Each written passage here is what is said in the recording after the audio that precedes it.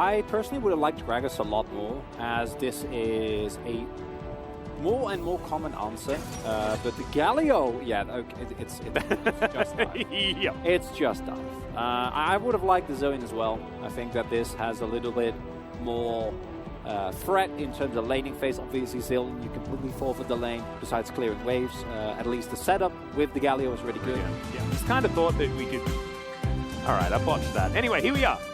Onto the rift. Into the rift. Onto the rift for game number 1. But it is also Gray's counter dive. If Closer, now the Realm Warp available, goes for a play as all. Hold up. That's the Flash Zenith Blade, and Closer was mega baited. It's not going to end up in a kill, but he does have to flash, and Kale also has to reveal himself.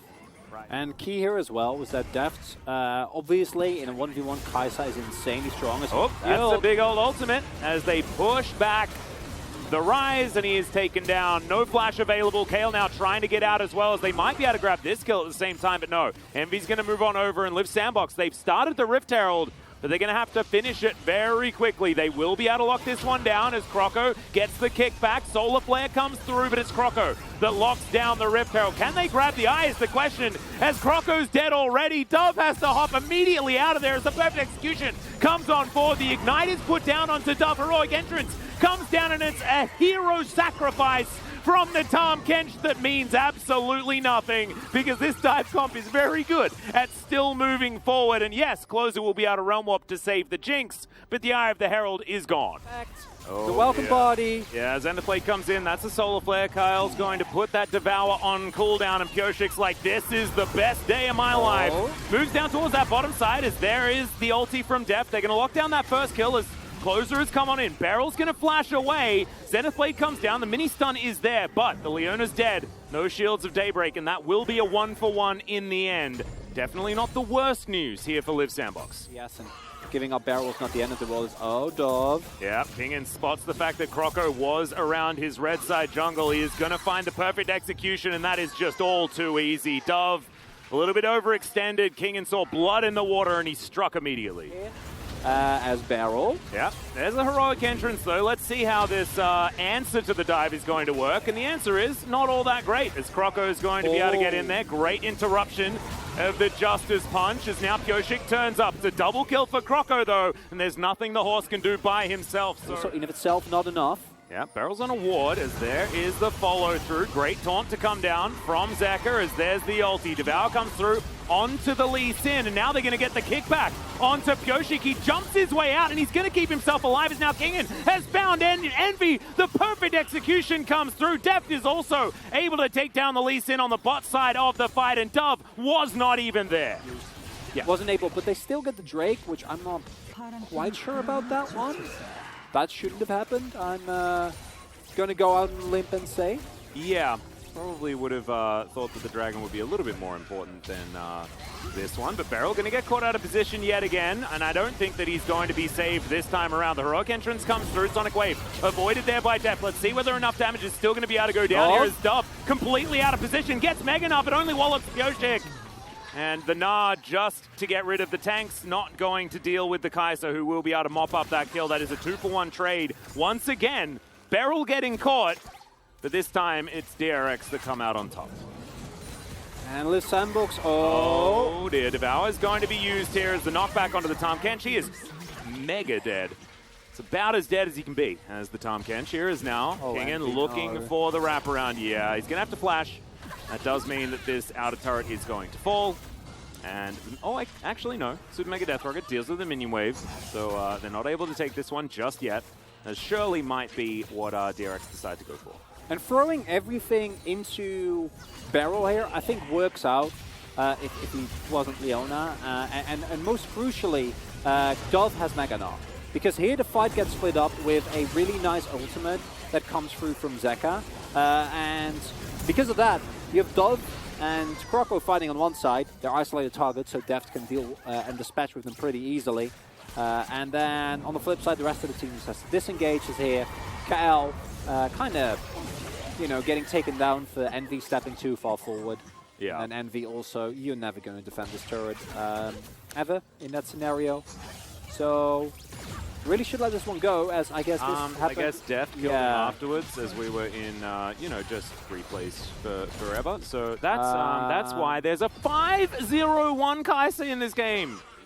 Then you can just keep diving and diving and diving and keep winning and winning and winning. And that's basically what this game is going to look like, theoretically, unless mistakes are made. And honestly, mistakes can happen here, as Dove is going to give them the thumbs up after getting the Mega Gnar. Def says, all right, you're going to give my friends thumbs up? That was BM, and he's just going to go and get rid of that guy. Envy now going to get devoured as Kyle. This is what happens every single time. They bait the Devour, and then they just take down the Catfish anyway. This time, though, Envy is going to keep himself alive. Kingen wraps around towards the backside of this one, and stay away from Def, Live Sandbox. He is so much damage. Envy completely out of mana. He's going to let this one go as DRX, they wipe the floor with him. You know, making deposits is a thing that's possible. It's also DRX, so it's definitely not... Oh, yeah. It's a possibility, for sure. Yeah, well, this is looking very difficult for Closer, who is really dead. Kingen now going to go in 1v4. Heads into his Shroud now, but it's not 1v4, is it? Because you can always call on the Cavalry. Backflip's going to come through. Perfect execution back to his team. Kingen, phenomenal game so far, as now Zekka's going to go golden. Decent Gnar into the wall there as Barrel's stunned up. Meanwhile, Deft isn't here, by the way. The 504 Kai'Sa, or 60, whatever is ridiculous. 604, there we go. He's not even here, and they are still just playing with their food towards that bottom side. This game is feeling very close to the wise words of Wolf, which is over. Go in. And I'm sure this is not going to work out either. Crocco's real dead. Closer's now running, but everyone is coming to get rid of the Rise. 5-point strike going to connect. Voidseeker not so much, but I mean, there is a long way for this Rise to run, and he is extraordinarily dead. Yeah, okay, so Shirley is still in this game, which is crazy to me.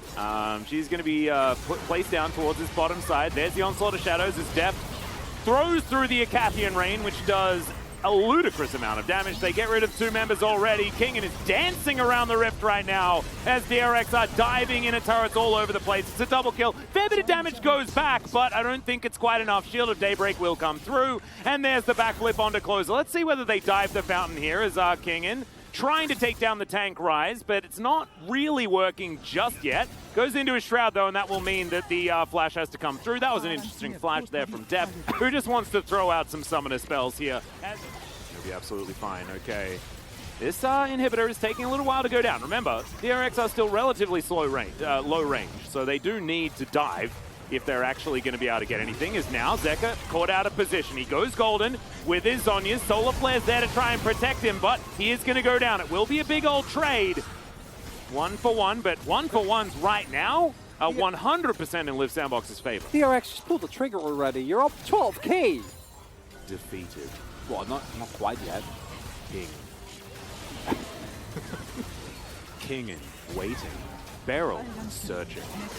And he will dive in towards this backline. That's the Devour out one more time. The Voidseeker is going to land. That means Deft is delivered to Envy. He disappears and then pops out, and there is no more Jinx remaining. The rest of DRX show up, and there is no damage left. We already spoke about this as a double kill now for the Kai'Sa. This is what they wanted. They wanted to go for the turn. They didn't even need to worry about it because they took the Baron anyway, then went for the turn. Now the flash comes through. Crocco trying to go for some funny business here. Go get him, Crocco! Yeah, look, it's taking a lot of killing to take him down here. As okay, we have got the mano a mano as Crocco gets over the wall. Come on! I love it! Zekka's, he's on this. He's looking for him as now Kyle's going to get towards the fountain. No! Zekka eventually takes him down. I think that Crocco deserved to live there. But DRX, they are going to deem that the Nexus no longer deserves to be on Summoner's Rift this time around. Envy even respawned. Oh man, okay. Nexus is dead though. DRX win game 1. The fact that his ults into the backline drew so much pressure allowed this Galio pick to be so valuable. I think that DRX were able to play around it expertly, and I think that Live Sandbox need to really prioritize either denying it or picking it for themselves. They have problems.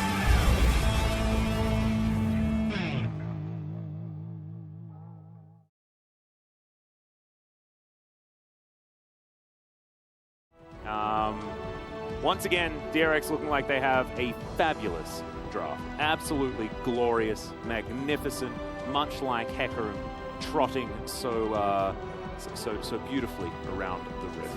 I just get a little bit more happy inside. He's great at the pick. Also punishes a weak early game extremely well. Yeah, there is a lot of people in this area, but with Kingen having ult, I think that it's very dangerous for Liv Sandbox to go for any sort of contest. As Dove hops around the corner, we'll discover that Pyosik has started this one off yet again. Barrels hiding in the fog of war is very, very scary here for Liv Sandbox. Dove hits a backflip, but the rest of DRX, they pile in on top of each other. This is where they're strongest. As Barrel's holding onto the Magnet Storm, he's going to use it defensively immediately. Dove just explodes, no Chrono Shift available. The Rift Herald will go down here as the Barrels are there, the Cannon Barrage, and there is no way back in. Liv Sandbox, they lose first blood and the Rift Herald. Dove not in range, Kyle. He was able to at least get Croco out of there with his ultimate, but that's not enough. Well, Barrel's going to be slowed down, crashes down, gets himself out of the fight as Zeka is going to finish off the LeBlanc. And oh man, it is a bloodbath already. Croco's burning down. He's below 100 health, but he will survive for the moment. Hard to find where the upside is. As Deft is going to go for the 1v1. Oh man, very, very close, but no cigar just yet. Sorry, Graves. Deft is able to get out of there. And Ice is going to have to go home. It's going to be another minion wave. It's going to get taken down here. Deft might just be able to take this. Kathy and Rain will tidy this one up very, very quickly. As Void Seeker will discover exactly where Liv Sandbox are as Croco's sped up. And now Pyosik looking for a bit of a fight here. The ulti's not really going to be the highest value, but the Shadow Surge absolutely is. And there's the Magnet Storm as well. All of these circular ultimates working absolutely beautifully. And then Deft comes through for the cleanup. Chrono Shift just means you have to die twice, and it does not feel any better. Dove now off to the side, but 1 versus 5, he's not going to be able to get anything done. DRX once again win a very comfortable team fight. And Deft should be able to shred through this Baron. Has Kraken Slayer as well, just finished his PD, and it's Pyosik that starts up the fight. Managing to lock everyone down, and then the Cannon Barrage layered so perfectly. Ice is dead. Good. Well, actually, Deft might be in trouble here. That was definitely Deft being dead. Chrono Shift is an ability that still exists, Atlas. Please remember that. Deft being just slightly excited. Yeah, I mean, you forgot about it, so did Deft as they fight it. Pyosik is going to dive on in. Yeah, there is no Chrono Shift for the next little while. As Barrel trying to defensively get rid of Closer here. That is going to be the Jinx grabbing a kill, but Cannon Barrage exists. And that is going to mean that's 1 Surge, 2 Surge, and possibly a 3rd as well. Zeka throws that one away with the Q. Unfortunately, DRX, they have staked their claim. It's 11,000 gold the lead here at 24.5 minutes. Yeah. Dove going to get 1v1 here by Deft. And Deft actually able to land a couple of autos there as the Shroud was activating. Dove is going to survive in the end. He's sped up. Kale says, go for him, please. As Cannon Barrage comes through, and it's not enough to take down the Akali. Now, that is a big tool that they don't have. Deft now as well. Down very, very low. Shadow Surge gets thrown to Narnia. And DRX are going to take this as an opportunity to go home. Super Mega Death Rocket is just going to casually sidle by. Amazing. Okay, possibly a fight. Close it down to 50% health before it even begins. As DRX are just going to walk past the Flame Choppers as Pyosik dives into the backline. Dove's going to get pushed back, but now has some time to try and lock down Deft. Deft just vacates the area and will just kill the rest of the team. So the Akali thwarted in one fell swoop. Now Closer trying to run away, but he can do that if he would like to, but I don't think it's going to save his Nexus.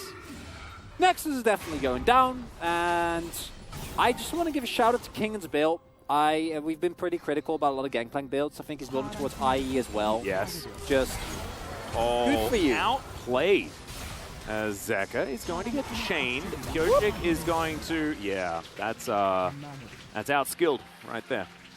Maybe we can collectively decide not to give Pyosik Hecarim anymore. Maybe that's the lesson that we learned today. I mean, I think that we didn't even learn. I think we already knew that, as that barrel was great, and Pyosik is going to celebrate by dying on the fountain. Liv Sandbox still have a Nexus with over half health. Now it's under half health, and it is soon going to be 0 health. Zeka goes golden, Kingen taking a lot of damage and will go down, but eventually it's Beryl that ends this madness and DRX walk away with the 2-0. Looking at them, it's very even spread. Just a dominant game from start to finish, right? Not a lot to say about this one, honestly. Even the greatest Live Sandbox fan would have a hard time finding upsides in this one. Draft didn't look great. It's over. Laning matchups were just not it. Congratulations, guys. And this is Jason for the POG interview translation, joined by Pyosik Zeka. A bit of a remote interview situation going on here.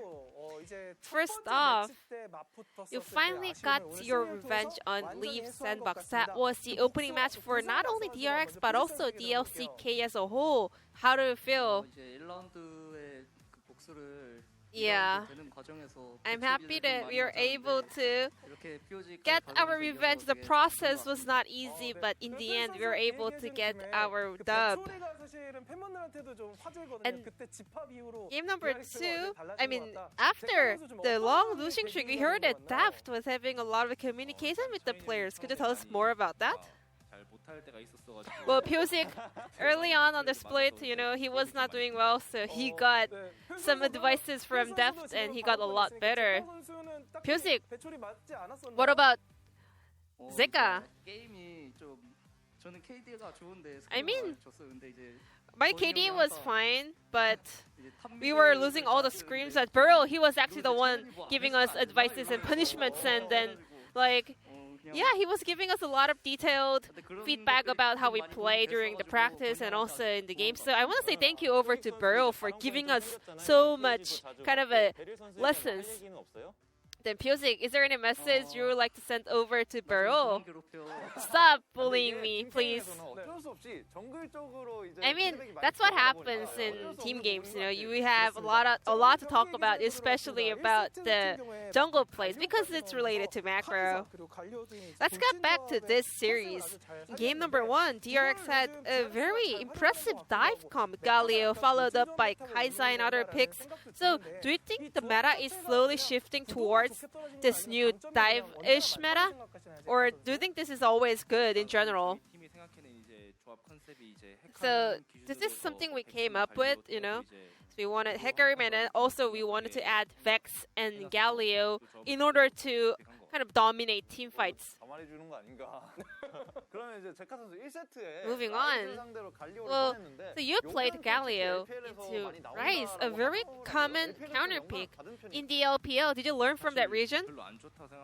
I also actually thought it's really bad, but and then I watched the LPL and then Galio was always winning, so I changed my mind. So when was the turning point for DRX in game number 1? I mean, when Burrow forced the flash out of Ryze, I was able to have a really easy teamfight angle around the Herald. And the aftermath was crazy. The kill score was 5-29 in game number 1. So Live Sandbox is also one of the very aggressive teams in the LCK. So were you aware of their playstyle and did you want to kind of capitalize on their playstyle? Or were you guys just able to play better than them? Well, we also had the very aggressive comp. And also, the opponents also likes to fight a lot, so we weren't too afraid to take fights. I have a question about the matchup. We have a lot of LeBlanc versus Vax matchup on the mid lane. However, TF Lissandra also looked good as a counter for LeBlanc. So our players prioritize Vex because she's stronger in lane compared to TF or Ryze or Lissandra. TF is more about, you know, playing around the side lane, whereas Vex is stronger in 5v5 teamfights. Then looking at the laning phase itself, which champion is the best? I think Vex is decent. But she also gets more pressure regarding the ganks. Moving on, I have a question over to Piosik. During the pick and ban phase, I think DRX intended to make the opponent to take Jinx and punish their draft. And the Jinx, I thought she had Deft's name on it, but this time around you guys always let it through the opponents and then countered it with Kaisa and other picks. Was that something you guys planned?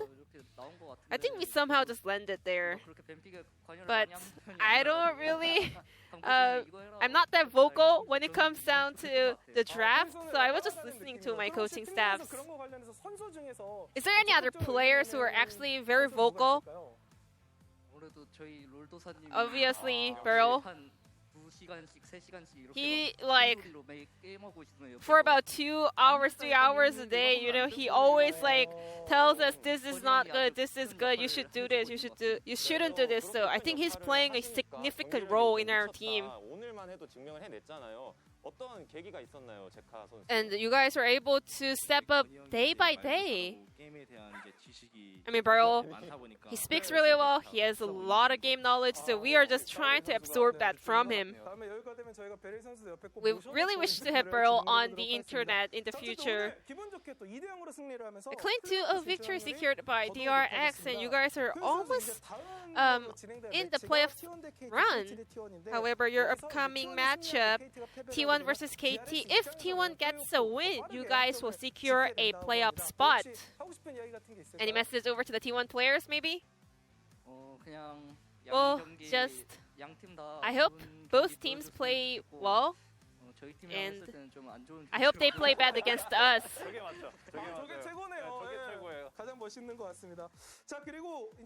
In addition to that, we are halfway through the second round robin as well, and your next opponent is Nongshim Radford. You guys are able to get a 2-0 victory over Nongshim. What's your mindset heading into that rematch? Just like we did today, just like we do usually. As long as you can play as good as we do other games, you know, we'll be easily picking up the victory. And this will be the end of the interview from Piosik Zeka. Back to Valdez and Wolf. Thank you.